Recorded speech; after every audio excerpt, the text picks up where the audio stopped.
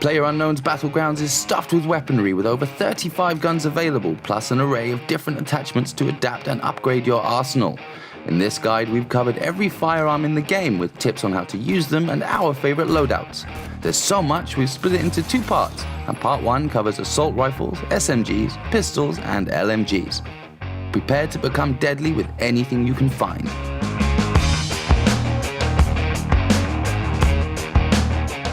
Assault rifles. Let's start with the meat and potatoes of PUBG, the assault rifle. With very few exceptions, every contender is gonna need to pack an AR, so let's run down each model. With high damage but slow bullet velocity and a low rate of fire, the AKM is purpose-made for mid-range encounters. Anything better than a 4x scope is likely going to be wasted on the AKM, so save those for a nice marksman rifle. Excellent for the early game and for indoor encounters, but swap it out for something more stable and long range like a SCAR when you have the chance. The M16 is the only AR in the game with a burst fire option. While useful, the recoil is tough to handle. The M16 has a high bullet velocity and decent damage, so taking sniping pot shots is viable. Maximize the M16A4's high fire rate with an extended mag and add a suppressor, and this gun is perfect for close range ambushes.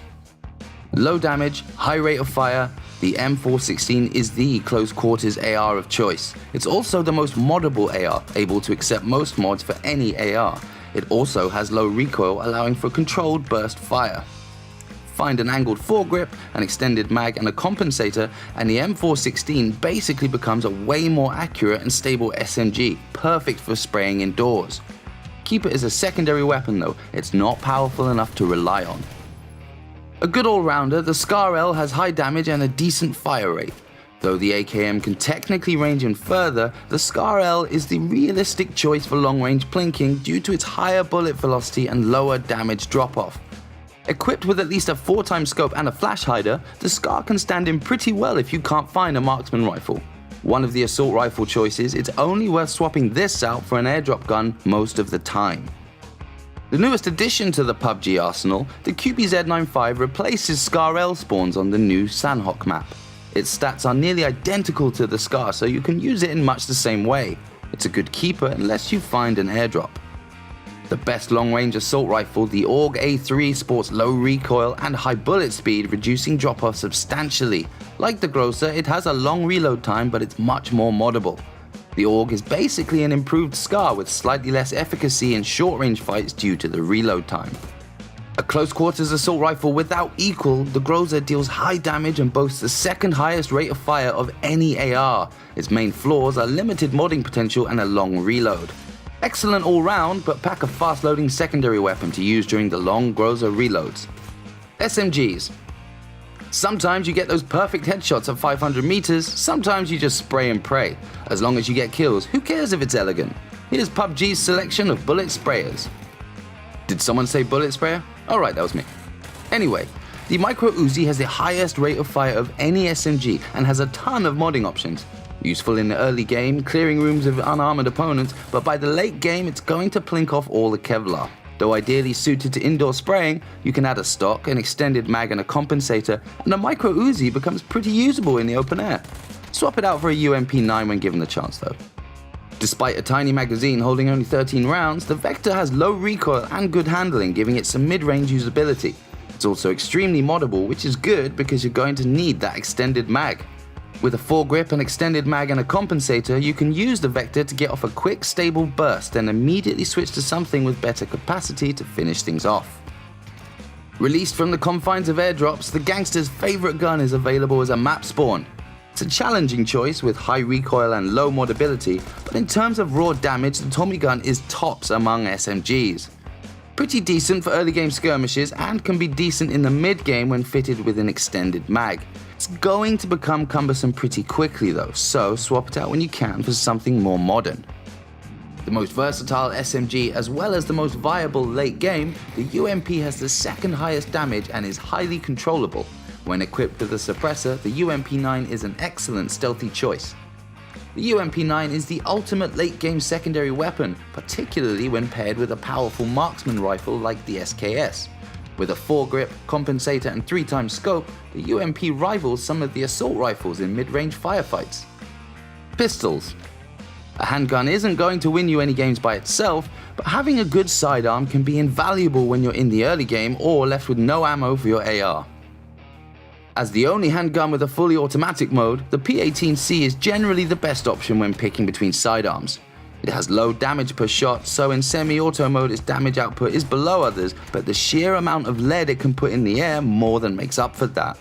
With the P18C serving as both handgun and SMG, you can take along something extra you normally might leave behind, like a shotgun. Don't get cocky though, if it comes down to UMP9 versus P18C, the accuracy of the former will win out.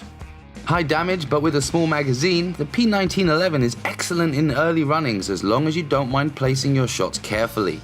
An extended mag is an essential mod if you want to keep using it for longer than the first few minutes of the game. With handguns in general, don't overestimate range. You might think you have the sight zeroed in, but if it's further than 50 meters away, it's not worth giving away your position. The vanilla ice cream of handguns, the P92 has average damage, average ammo size, and average rate of fire. It's not flashy, but as an all-rounder backup weapon, it's incredibly reliable. After the first 5 minutes, handguns are mostly going to come into play if you run out of ammo in a tight spot. Only use it this way if you absolutely can't afford to reload. You might want to give this one a miss. Slow to fire, slow to reload, and fits few mods. It's got decent damage, but even with a perfect headshot, you're unlikely to get a quick one-hit kill.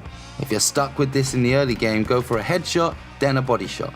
With only 6 rounds, you cannot afford to waste time. Mostly a reskin of the R1895, the R45 has many of the same drawbacks of PUBG's other revolver. Its main advantage is a faster reload thanks to a speed loader, but you'll still likely be better off with a semi-automatic. Light machine guns. Only one of these is available outside airdrops, but when you want to reenact your favorite scenes from Rambo, these are the weapons of choice. It's clumsy to use on the fly and not very moddable, but the DP28 hits hard. You can also make use of its attached bipod for extra stability by going prone before firing.